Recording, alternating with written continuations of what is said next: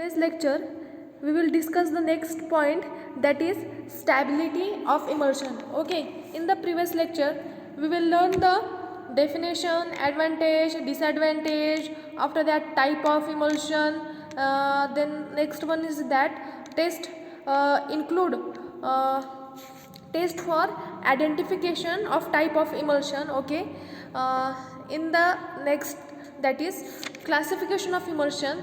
Okay, then the next is formulation of emulsion. In that formulation the first one is included, that is emulsifying agent and the classification of emulsifying agent.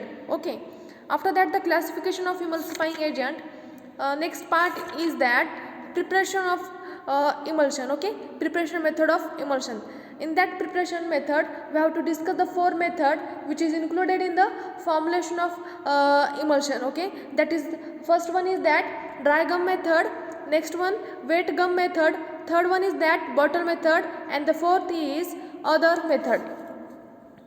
Okay, तो other method में हमने hand homogeniser और सिल्वरसन mixer homogeniser ये study कर लिए थे.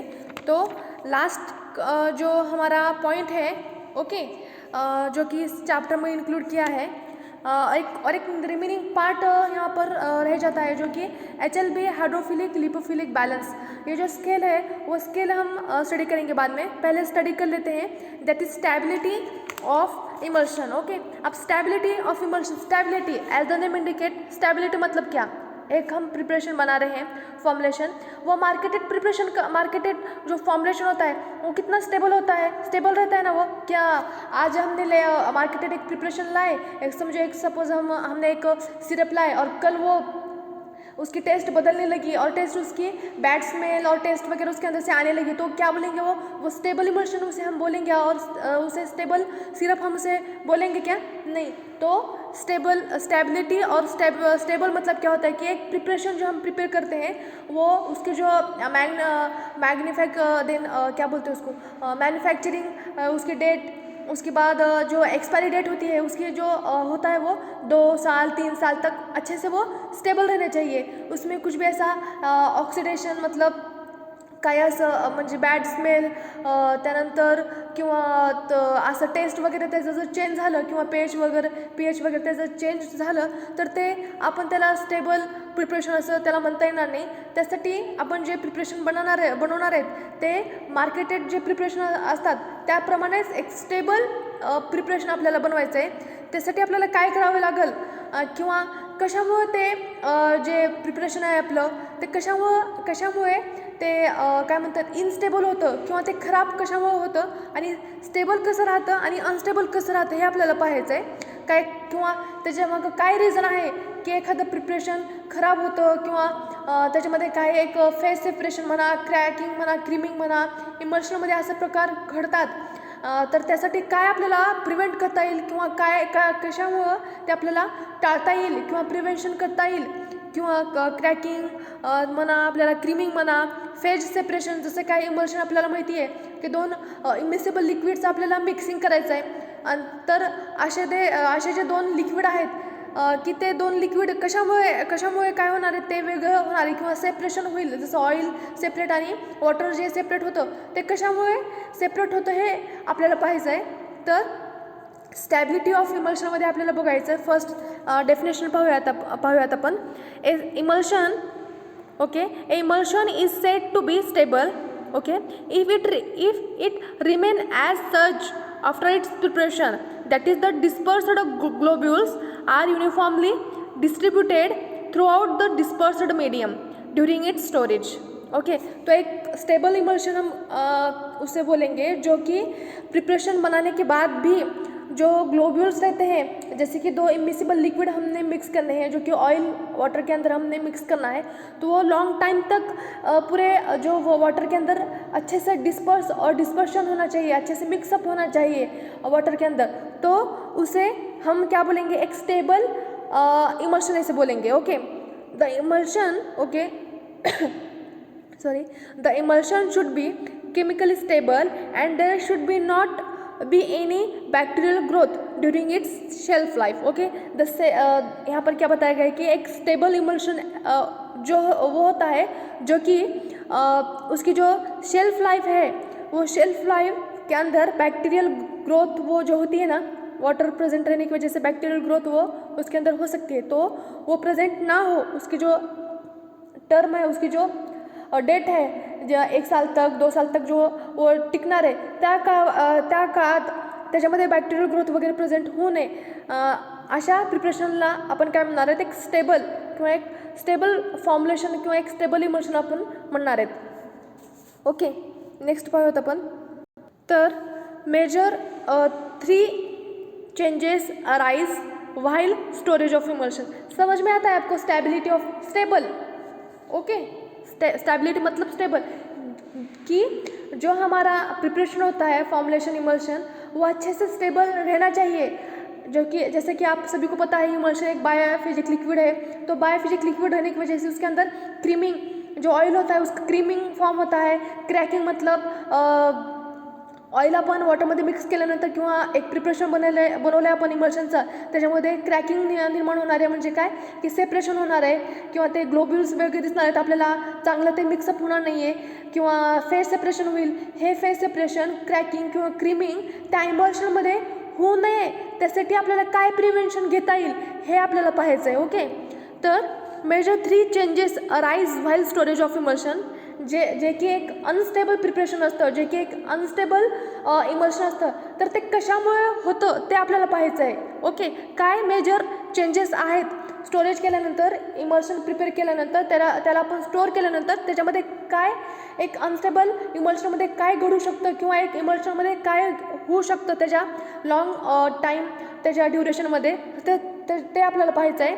जे की first इथं दाखवलेलं आहे क्रॅकिंग आहे, second one is creaming and third one is that phase separation, phase inversion, और we can set that phase separation. Okay, तो cracking, creaming and phase inversion, this is 3 major changes arises in the emulsion during the storage of that emulsion. Okay, so let's see one by one all of these 3 major parameters or major 3 changes arises while the storage of emulsion. Okay, first one is that cracking. Okay, cracking. So cracking, as the name indicate, all of you knows that what is the cracking. Crack मतलब क्या होने वाला है, देख लेते हैं हम. आपको उसके मीनिंग से ही समझ में आया होगा कि क्रैकिंग क्या होता है. The cracking means the separation of 2 layers of a disperse and continuous phase due to the coalescence of a disperse globules which are difficult to redisperse. Okay, तो यहाँ पर क्या बताया गया है, मतलब यहाँ क्या बताया गया है कि क्रैकिंग किस वजह से होती है. एक क्रैकिंग मतलब क्या, एक फेज सेपरेशन होता है, जो कि इमल्शन मतलब क्या कि 2 लेयर, 2 इमिसिबल लिक्विड को हमने मिक्सअप किया होता है by adding emulsifying agent in that preparation. Okay, तो उसके अंदर क्रैकिंग प्रेजेंट होती है और क्रैकिंग उसके अंदर दिखाई देती है. क्यों दिखाई देती है cracking? Due to the coalescence of a disperse phase globules which are difficult to redisperse. मतलब जो कि उसके अंदर जैसा आपको यहाँ पर बताया गया है, एक एग्जांपल बताती हूँ मैं. ऑयल इन वाटर का एक टाइप का इमल्शन है, ऑयल इन वाटर के अंदर. तो जो ऑयल होता है, ऑयल का कोलेशन्स होता है, मतलब क्या, एक गोळा म्हणजे जे ऑयल आहे ना ते सेपरेट होतं आणि वॉटर आहे ते सेपरेट होतं. म्हणजे गोळा होणं, कोलेशन्स म्हणजे काय, गोळा होणं, एकत्र येणं म्हणजे कोलेशन्स.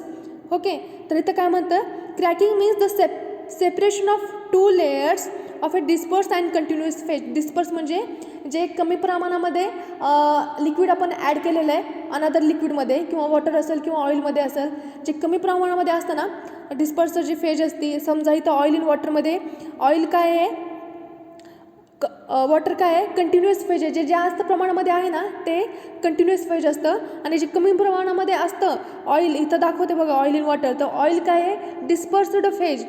तर क्रॅकिंग म्हणजे एक फेज सेपरेशन आहे किंवा 2 लिक्विड सेपरेट होतात. कशामुळे सेपरेट होतात? कोलेशन्स ऑफ डिस्पर्स फेज ग्लोब्युल्स. जे ऑइलचे ग्लोब्युल्स आहेत ते एकत्र येतात, गोळा होतात, एकत्रित ते येतात, त्यामुळं कोलेशन्स होतं आणि ते फेज सेपरेशन होतं, वॉटर आणि ऑइलचं फेज सेपरेशन होतं आणि ते विच आर डिफिकल्ट टू रिडिस्पर्स, आणि ते जे फेज सेपरेशन झालेलं असतं त्या लिक्विडमध्ये, त्या प्रिपरेशनमध्ये, जसं आपण शेक केल्यानंतर ते मिक्सअप होत नाही, रिडिस्पर्स होत नाही आहे. ओके, त्याला आपण क्रॅकिंग असे म्हणूयात. पुढं बघूयात आपण. The cracking is due to following reasons, म्हणजे काय काहीतरी एक इथं म्हणता येईल आपल्याला. क्रॅकिंग कशामुळे होतं, काय रिझन आहे क्रॅकिंग होण्याचे ते पाहूयात आपण. The cracking is due to following reasons, काय कारणं आहेत क्रॅकिंग घडण्याचे इमल्शनमध्ये. तर first is addition of emulsifying agent of opposite type, decomposition और प्रिसिपिटेशन ऑफ इमल्जंट और emulsifying agent, addition of common solvent, microorganisms, change in temperature, and last that is creaming.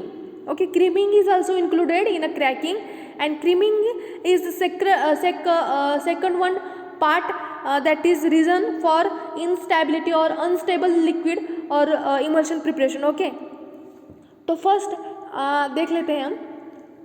Cracking मतलब क्या, फेज सेपरेशन, दो layer का जो separation है, दो layer जो है सेपरेट होते हैं, डिस्पर्स और कंटिन्यूस जो फेज है उसका सेपरेशन होता है, उसे हम क्रॅकिंग ऐसे बोलेंगे.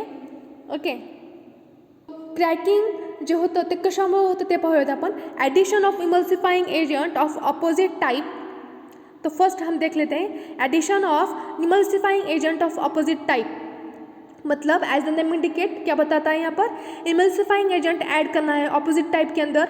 मतलब जो इमल्शन है उसके अंदर हम इमल्सिफाइंग एजेंट ऐड करते हैं. मतलब कौन सा भी, मतलब उसका सूटेबल हमने इमल्सिफाइंग एजेंट, मैंने आपको पहले भी बताया था कि इमल्शन बनाते टाइम में हमको सूटेबल इमल्सिफाइंग एजेंट उसके अंदर ऐड करना होता है. लेकिन अगर हम डिफरेंट इमल्सिफाइंग एजेंट उसके अंदर ऐड करेंगे तो उसकी वजह से भी क्रैकिंग होने के चांसेस ज़्यादा रहते हैं. तो देख लेते हैं क्या रीज़न है behind this. Okay, soap of monovalent metals produce O by W type of emulsion, whereas soap of divalent metals produce W by O type of emulsion. But the addition of monovalent soap to a divalent soap emulsion or divalent soap to monovalent soap leads to cracking of emulsion. तो यहाँ पर क्या बताया गया है कि एक जो सोप बनाते हैं, ऑब्वियसली जो मार्केटेड प्रिपरेशन जो होते हैं, आप क्रीम लगाते हैं, लोशन लगाते हैं, क्रीम, लोशन, ये जो होते हैं ना, और ऑइंटमेंट, ये जो टाइप जो होते हैं ना, तो ये क्या होते हैं, एक इमल्शन का टाइप होते हैं. उसके अंदर दो इमिसिबल लिक्विड को हमने मिक्सअप किया जाता है, तो उसके लिए उसे क्या बोलेंगे, एक इमल्शन का एक टाइप होता है. मतलब अलग अलग उसको बोलेंगे, नाम दिया जाता है उसको, लेकिन एक इमल्शन का ही वो टाइप होता है. तो जो सोप होता है, जो हम सोप प्रिपेयर करते हैं, तो सोप ऑफ मोनोवैलेंट मेटल, एक मोनोवैलेंट मेटल के वजह से, एक मोनोवैलेंट मेटल एक टाइप होता है जो कि सोप के अंदर यूज़ किया जाता है, एक इंग्रेडिएंट है जो कि ऑयल इन वाटर टाइप के अंदर उसका यूज़ किया जाता है. O by W को मोनोवैलेंट मेटल यूज़ किया जाता है ingredient. Then soap of divalent metal को W by O टाइप का इमल्शन हमने यूज़ करना होता है. लेकिन but the addition of monovalent to divalent और divalent to monovalent leads to cracking emulsion. मतलब इन्वर्स, जो दोनों का इन्वर्स हमने अगर किया, वाइस वर्सा हमने किया, तो क्रैकिंग होने के चांसेस होते हैं. यहाँ पर सिंपल आपको याद रखना है, O by W टाइप को मोनोवैलेंट यूज़ किया जाता है सोप, W by O को डाइवैलेंट मेटल यूज़ किया जाता है सोप. तो अगर उसको हमने वाइस वर्सा किया तो क्रैकिंग होने के चांसेस होते हैं इमल्शन के अंदर. ये एक रीज़न है. Then next one is that decomposition or precipitation of emulgent. When an acid is added to an alkali soap emulsion, that is turpentine, liniment. Okay, liniment, lotion, cream, then after that ointment, this is included in the type of emulsion. Okay, तो यहाँ पर एक when an acid is added to alkali soap emulsion, एक alkali soap emulsion के अंदर अगर हमने acid add किए, फॉर एग्जांपल टर्पेंटाइन लिनिमेंट है, तो उसके अंदर हमने एसिड ऐड किए, तो उसकी वजह से क्या होता है वो देख लेते हैं. It causes the decomposition of an emulgent and thus leads to cracking of emulsion. तो यहाँ पर क्या बताया गया है, तो यहाँ पर ये बताया गया है कि एक अल्कली सोप का जो इमल्शन होता है उसके अंदर अगर हमने एसिड डाले, तो फॉर एग्जांपल टर्पेंटाइन लिनिमेंट, उसके अंदर अगर हमने एसिड डालें तो क्या होता है, इट कॉजेज डिकम्पोजिशन ऑफ जो इमल्सिफाइंग एजेंट और इमल्जेंट उसके अंदर प्रेजेंट होता है उसका डिकम्पोजिशन होता है, तो उसकी वजह से क्रैकिंग मतलब फेज सेपरेशन हो सकता है, जैसे कि ऑयल और वाटर दोनों का फेज सेपरेशन हो सकता है होता है, and then that leads to causes decomposition of emulsion. Okay, तो next that is when sodium chloride are added to sodium or potassium soap which leads to precipitation of emulsion and cracking of emulsion. तो अगर हमने for example sodium chloride हमने add किया है potassium और sodium और potassium soap जो हम प्रिपेयर करते हैं उसका फॉर्मुलेशन एक सोप जो बनाते हैं सोप जैसे बनाते हैं उसका जो फॉर्मुलेशन होता है उस फॉर्मुलेशन में अगर हम सोडियम क्लोराइड अगर हमने उसके अंदर ऐड किए that leads to formation of precipitation and that leads to also cracking of emulsion. मतलब वो फॉर्मुलेशन जो हम सोप का प्रिपेयर करते हैं उसका दोनों का सेपरेशन हो जाएगा, ऑयल और वाटर दोनों का भी सेपरेशन हो जाएगा. ओके, नेक्स्ट इसकी वजह से डिकम्पोजिशन भी होता है और प्रिसिपिटेशन भी हो सकता है उस फॉर्मुलेशन के अंदर. Okay, next one is that addition of common solvent. When a solvent is added on to emulsion, the solvent may be miscible or dissolved the emulsion or disperse phase or continuous phase leads to formation of clear liquid or solution this leads to cracking of emulsion. तो यहाँ पर क्या बताया गया है addition of common solvent. Solvent मतलब क्या है, एक सपोज हमने सॉल्वेंट में वाटर लिया है, अल्कोहल लिया है, मोस्टली हमने अल्कोहल लेते हैं एज अ कॉमन सॉल्वेंट और बोल के इमल्शन के अंदर. तो सपोज हमने एक फॉर्मुलेशन सोल्यूशन के अंदर और इमल्शन के अंदर हमने सॉल्वेंट ऐड किया तो वो सॉल्वेंट उस इमल्शन के अंदर मिसिबल होता है, डिजॉल्व होता है और वो जो इमल्जेंट और इमल्सिफाइंग जो एजेंट होता है वो इमल्सिफाइंग एजेंट और जो डिस्पर्सन फेज होती है और जो कंटिन्यूस फेज होती है दोनों का वो सब मिक्सअप होता है, मिसिबल होता है, डिझॉल्व होता है, एकत्र होऊन जाते त्या सॉल्वेंटमध्ये आणि त्याच्यामुळं काय होतं एक क्लिअर सोल्युशन फॉर्म होतं आणि त्याच्यामुळं काय होणार आहे एक क्लिअर सोल्युशन किंवा ते एक क्लिअर फेज तयार होतं आणि त्यामुळे काय होतं की क्रॅकिंग म्हणजे फेज सेपरेशन होण्याचे सुद्धा चान्सेस त्याच्यामध्ये असतात. ॲडिशन ऑफ एक्झाम्पल बघूयात. For example addition of alcohol to turpentine liniment causes cracking. मतलब एक फॉर एग्जांपल कॉमन सॉल्वेंट हमने अल्कोहल लिया है और उसको हमने टर्पेंटाइन लिलिमेंट के अंदर उसको ऐड किया, डिजोल्व किया तो एक क्लियर सोल्यूशन फॉर्म होता है पहले, उसके बाद फेज सेपरेशन होता है और which leads to causes cracking of that liniment. Okay, turpentine liniment. तो ये कुछ 3 हमने पहले देख लिए reason behind the causes of cracking. After that next one is that microorganism. If emulsion are not stored properly. Okay, micro organism का क्या होता है वो देख लेते हैं. इफ़ इमल्शन, ये 4th पॉइंट है जो कि क्रैकिंग के अंदर एक रीज़न है जिसकी वजह से क्रैकिंग होती है इमल्शन के अंदर. If emulsion are not stored properly which leads to microbial contamination on to the emulsion, hence the microbes get deteriorate. Okay, the emulsion and leads to cracking of emulsion. So use preservatives to prevent the microbial growth on to emulsion. Obviously जैसे हम emulsion या कोई भी liquid formulation हम बनाने वाले हैं और कोई भी लिक्विड है, सॉलिड है, लिक्विड में तो ज़्यादा होता है, सॉलिड में भी, लेकिन लिक्विड में ज़्यादा होता है. तो लिक्विड मतलब वाटर वहाँ पर प्रेजेंट है तो उस वाटर की वजह से माइक्रोबियल कंटामिनेशन, माइक्रोबियल ग्रोथ होने के चांसेस ज़्यादा होते हैं.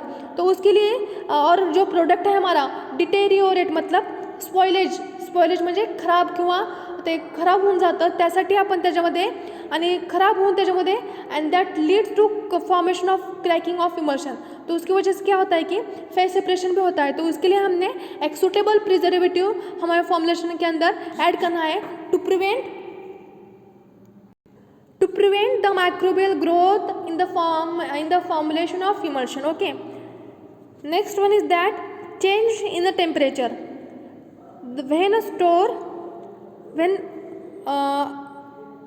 तो यहाँ पर क्या बताया है चेंज इन टेम्परेचर के अंदर, हमारा जो इमल्शन होता है उसको अगर हमने स्टोर किया हाई टेम्परेचर में एंड तो क्या होता है कि leads to decreasing the viscosity, उसकी विस्कोसिटी कम होती है उस इमल्शन की, एंड कॉज उसकी वजह से क्रीमिंग भी क्रीमी मतलब असं क्रीमी टाईपमध्ये किंवा जे आपलं जे विस्कोसिटी जी आहे लिक्विडची त्या इमल्शनची ते कमी होऊन त्याच्यामध्ये क्रीम फॉर्म होतं आणि त्याच्यामुळे ते काय होतं डिटेरिएट म्हणजे खराब पण होण्याचे चान्सेस असतात. तर जास्त टेम्परेचर वाढवलं त्या इमल्शनचं तर क्रीमिंग फॉर्म होतं. आणि जर आपण वाइल स्टोर इन कूल और freeze condition leads to formation of ice dispersion, मतलब अगर हमने उसको फ्रिज में भी रखा और कूल टेम्परेचर में अगर हमने उसको रखा तो क्या होता है कि this leads to cracking of emulsion, मतलब फेस सेपरेशन होने के भी चांसेस होते हैं. Okay, creaming is the 6th point which is included in the stability of emulsion. Okay, creamy emulsion are more rapidly cracked than other emulsion. जो creaming जो है क्या होता है कि creamy emulsion are more rapidly क्या होता है क्रैक, जो क्रीमी इमल्शन होता है मतलब थोड़ा सा विस्कोसिटी जिसकी कम है इमल्शन की तो जल्दी से क्या होता है वो क्रैक होने के चांसेस होते हैं देन अदर इमल्शन. जो अदर इमल्शन होता है जिसकी विस्कोसिटी ज़्यादा होती है मतलब वो थोड़ा सा लिक्विड होता है तो उससे ज़्यादा as compare to other emulsion the creamy emulsion forms rapidly crack, मतलब उसमें फेस सेपरेशन जल्दी से होता है as compare to the other emulsion. Okay, ये थे फर्स्ट से देख लेते हैं हम एक major 3 changes rise while storage of emulsion, that is cracking, creaming and phase separation. First one is cracking. The cracking arises due to following reason. First is addition of emulsifying agent. Second, decomposition or precipitation of emulsion. Third one is that addition of common solvent. Fourth one is the microorganism. Fifth one is the change in temperature, and sixth is that creaming. Okay, after that next one is the second point, that is creaming. Okay, अब creaming किस वजह से होता है, creaming emulsion के अंदर क्यों होता है, उसकी क्या रीजंस है, तो वो हम स्टडी कर लेते हैं. ओके, तो क्रीमिंग हम देख लेते हैं. क्रीमिंग मतलब क्या होता है और किस वजह से फॉर्मुलेशन और इमल्शन के अंदर क्रीमिंग फॉर्म होता है, क्या रीज़न है इसके अंदर और हम उसको कैसे प्रिवेंट कर सकते हैं वो हम देख लेते हैं क्रीमिंग के बारे में. Creaming may be defined as the upward movement of dispersed globules to form a thick layer at the surface of the emulsion. Okay, creaming मतलब क्या होता है कि upward movement of dispersed globules to form a thick layer at the surface of emulsion. मतलब creaming मतलब क्या होता है कि जो ऑयल का जो लेयर होता है उसके जो ग्लोब्यूल्स होते हैं वो क्या होते हैं अपवर्ड मूवमेंट, मतलब जो इमल्शन है उसके अपवर्ड मूवमेंट में, मतलब at the surface of top जो सरफेस होता है इमल्शन का वो उस टॉप सरफेस में क्या होता है जो डिस्पर्स्ड जो ग्लोब्यूल्स होते हैं, जो बारीक बारीक ऑयल के जो ग्लोब्यूल्स होते हैं वो क्या होते हैं अपवर्ड मूवमेंट में आते हैं और एक क्रीम लाइक थिक लेयर जो होता है, thick layer at the surface of emulsion के सरफेस पे एक थिक लेयर तैयार करते हैं.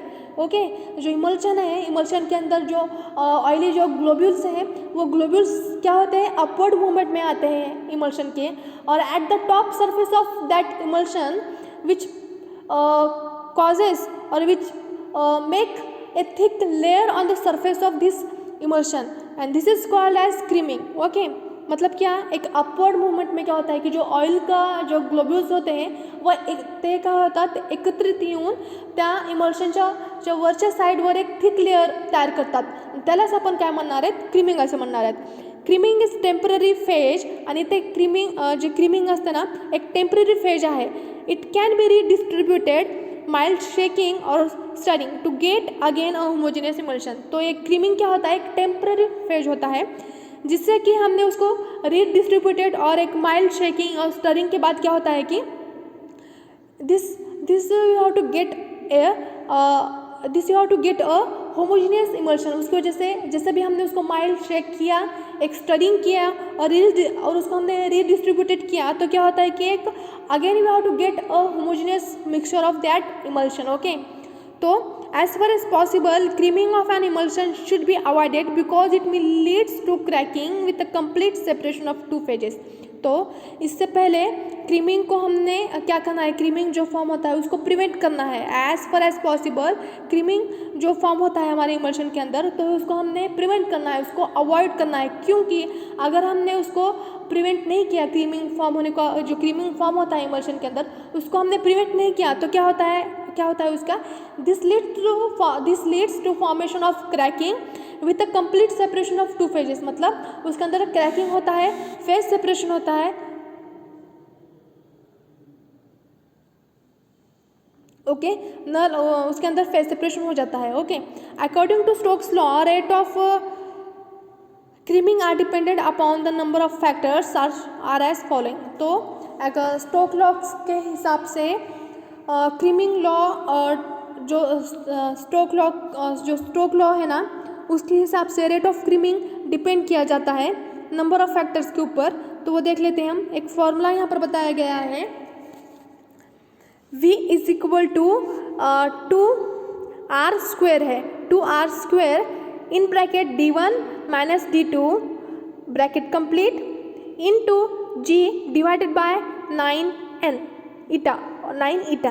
तो क्या है, where V is the rate of creaming, एक स्टोक्स लॉ है, वो स्टोक्स लॉ को ध्यान में रखते हुए हमने क्रीमिंग का जो रेट है फॉर्मेशन का इमल्शन के अंदर, उसको हम रोक सकते हैं बाय इमेजिन और by giving the Stokes law, rate determining Stokes law. V is equal to rate of creaming, R is radius of globules, D1 is density of dispersed phase, D2 density of dispersion medium, G is the gravitational constant and eta is viscosity of a dispersion medium। Okay, समझ में आया आपको? तो इस Stokes law से हम creaming जो rate होता है, क्रीमिंग फॉर्मेशन का जो रेट है उसको हम कम कर सकते हैं। उसको प्रिवेंट किस तरह से करेंगे वो हम देख लेते हैं।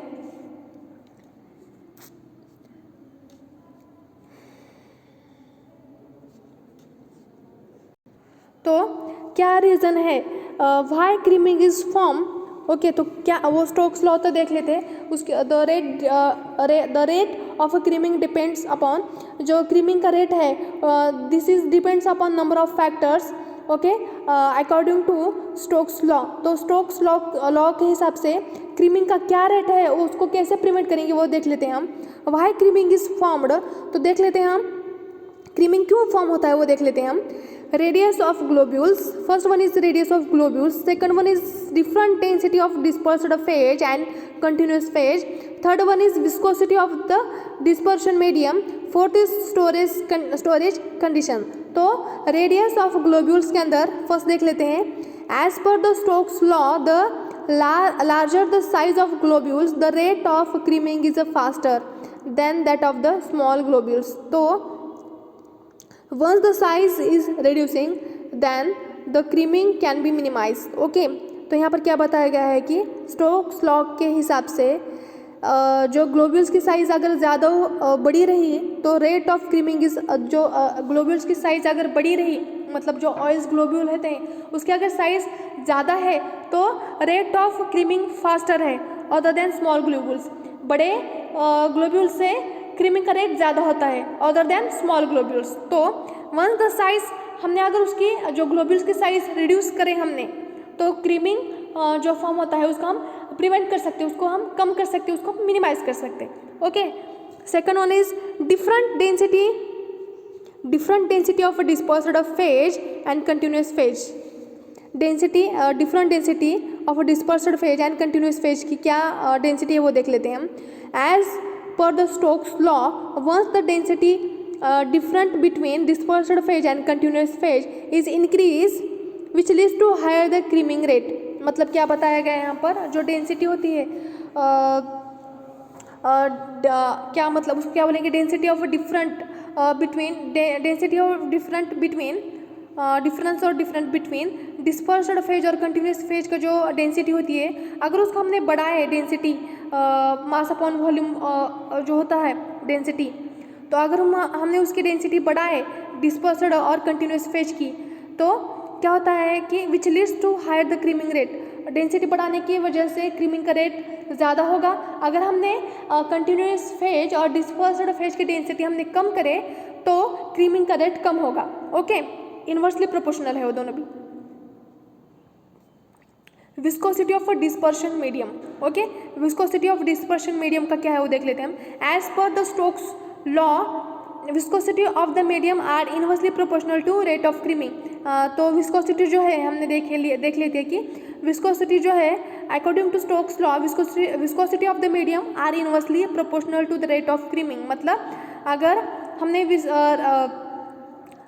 विस्कोसिटी को अगर हमने क्या करें, अगर विस्कोसिटी हमने हमारी इमल्शन की कम रखें तो क्या होता है, क्रीमिंग का रेट ज़्यादा होगा। अगर हमने विस्कोसिटी ज़्यादा करें तो विस्कोसिटी हमने हमारी प्रिपरेशन की ज़्यादा रखें तो क्रीमिंग का जो रेट है वो कम होगा। ओके, इन्वर्सली प्रोपोर्शनल है, inversely proportional to each other, creaming rate is inversely proportional to viscosity. Okay, storage condition, storage condition में क्या, rate of creaming is also depend on the temperature of storage condition. मतलब creaming का rate जैसे कि हमने देख लिया था, अगर हमने हाई टेम्परेचर में रखे तो क्या होता है कि अगर हमने हाई टेम्परेचर में रखे तो क्या होता है कि इमल्शन क्या होता है, क्रीमिंग फॉर्म होता है उसके अंदर, क्रीमिंग फॉर्म हो जाएगा, थिक लेयर फॉर्म हो जाएगा। अगर हमने उसको कम टेम्परेचर में रखे तो कम फ्रीजिंग करें, अगर उसको कम टेम्परेचर में रखे तो क्या हो जाएगा कि उसको एक आइस के टाइप में उसका घट्टा सा लेयर बनल। ओके, फेज सेपरेशन हुई पूर्ण त्याचं क्रैकिंग हुई। ओके, तो storage also depend upon the rate of creaming. कि हमने फेज से इसके बाद हम देख लेते हैं फेज सेपरेशन। लास्ट पॉइंट है हमारा जो कि स्टेबिलिटी के अंदर इंक्लूड किया है, फेज सेपरेशन। फेज सेपरेशन और we can say that phase inversion, it mean that the change of one type of emulsion into the other type. जो इमल्शन का वन टाइप है उसको अदर टाइप में अगर हमने चेंज करें, इन्वर्सली उसको करें, इन्वर्जन करें, that is oil in water emulsion changes into water in oil and vice versa. तो उसकी वजह से क्या होता है, इन्वर्जन ऑफ इमल्शन होता है। ओके, अब इन्वर्जन मतलब ऑयल इन वाटर का हमने वाटर इन ऑयल करे, जैसे कि ऑयल के अंदर हमने वाटर डालना है तो हमने वाटर के अंदर ऑयल डाले तो फेज इन्वर्जन हो जाता है उसका। ओके, उसका एक्यूरेट क्वांटिटी में, एक्यूरेट उसका टाइप से ही हमको मेथड से उसको प्रिपेयर करना होता है। पहले वाटर डालेंगे, पहले ऑयल ड्राई गम से पहले ऑयल डालेंगे, फिर वाटर डालेंगे, बाद में वेट के अंदर हमने वाटर और गम को लेंगे, फिर ऑयल डालेंगे। उसका जो क्वांटिटी है, उसका जो रेशियो है ऑयल का विथ वाटर उसका और गम का, से उसको क्वांटिटी एक्यूरेट लेकर ही हमको बनाना है। अगर हम वाइस वर्सा करेंगे तो फेज इन्वर्जन हो जाएगा उसके। Okay, why the phase inversion is occur, मतलब क्या रीजंस है जिसकी वजह से फेज इन्वर्जन होता है इमल्शन के अंदर। By the addition of electrolytes. Okay, electrolytic agent जो होते हैं वो हमने हमारे प्रिपरेशन के अंदर वो हमने ऐड किए तो उसकी वजह से क्या होता है कि फेज दोनों का इन्वर्जन हो सकता है। देन जैसे कि पोटेशियम, सोडियम क्लोराइड, ऐसे जो इंग्रेडिएंट होते हैं अदर, वो अगर हमने हमारे इमल्शन के अंदर ऐड करें तो उसकी वजह से हमारा फेज इन्वर्जन, हमारा जो है इमल्शन का oil in water, water in oil, वो अलग हो जाता है। फेज चेंज हो जाता है, दोनों का इन्वर्ज हो जाता है दोनों का भी इमल्शन के अंदर। तो by change the phase of volume ratio, अगर हमने एक्यूरेट चेंज की, हमारा वॉल्यूम जो रेशो है इमल्सिफाइंग एजेंट का, वाटर का, ऑयल का फिक्स है सबका, तो अगर हमने चेंज करें तो उसकी वजह से भी हमारा फेज इन्वर्जन और इमल्शन का टाइप चेंज हो सकता है। देन बाय टेम्परेचर चेंज, अगर टेम्परेचर हमने कम रखे, उसको मीडियम टेम्परेचर पे रखना है, ज़्यादा कम भी नहीं और ज़्यादा भी नहीं और कम भी नहीं। By changing the emulgent, emulsifying agent भी हमने, अगर इमल्सिफाइंग एजेंट हमने दूसरा डाले, स्पेसिफिक एक्यूरेट नहीं डाले, दूसरा कौन सा भी डाले, तो उसकी वजह से भी फेज इन्वर्जन हो जाता है। मतलब हमारा जो इमल्शन है उसका टाइप चेंज हो जाता है। तो ये कुछ उसको क्या बोलेंगे, ये कुछ हमारे स्टेबिलिटी थी जो कि इमल्शन की हमने देख लिए थे। किस वजह से हमारे इमल्शन के अंदर क्या बोलते हैं उसको, अनस्टेबल होता है, उसकी वजह से हमारे प्रिपरेशन के अंदर स्टेबिलिटी, मतलब कि हमारे फॉर्मुलेशन के अंदर, हमारे इमल्शन के अंदर किस वजह से क्रैकिंग होती है, क्रीमिंग होती है, फेज इन्वर्जन होता है, तो उससे हम प्रिवेंशन क्या कर सकते हैं, तो ये हमने स्टडी कर लिए थे। आज के लेक्चर में इतना ही काफ़ी है। नेक्स्ट लेक्चर में हमने स्टोरेज का temperature, then container labelling, storage और last that is HLB scale हम स्टडी करेंगे. Okay, thank you.